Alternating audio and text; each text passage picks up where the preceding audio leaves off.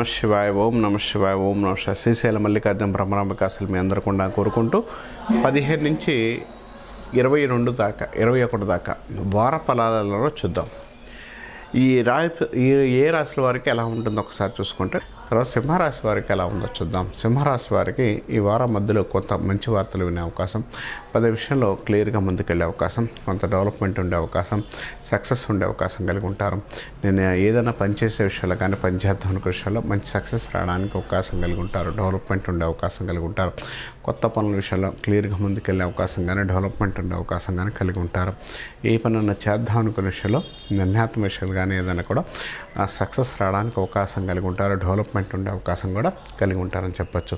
నూతన ప్రయత్నాలు మీకు అనుకూలంగా ఉండే అవకాశం కలిగి ఉంటారు. కొత్త వ్యక్తుల పరిచయాలు మీ రాశి వారికి మంచి ఫలితాలు ఇవ్వడానికి, కొత్తగా ఏదైనా చేద్దాం అనుకున్న విషయాలు కూడా క్లియర్ చేసుకోవడానికి, డెవలప్మెంట్ ఉండడానికి, అనుకూలమైన ఫలితాలు ఇవ్వడానికి అవకాశం కలిగి ఉంటారు.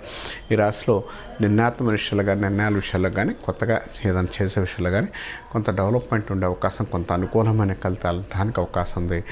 ఈ రాశి వారికి సంబంధించినంతవరకు కూడా ఈ వారం మధ్యలో కొత్త వార్తలు, కొంత అవకాశాలు ఎక్కువ వచ్చే అవకాశం, కొంత డెవలప్మెంట్ ఉండే అవకాశం, సక్సెస్ రావడానికి అవకాశం కలిగి ఉంటారు. ఈ విషయాల్లో ముందుకెళ్ళగలిగితే చాలా మంచిది, చాలా అనుకూలంగా ఉండడానికి, సక్సెస్ రావడానికి అవకాశం కలిగి ఉంటారు.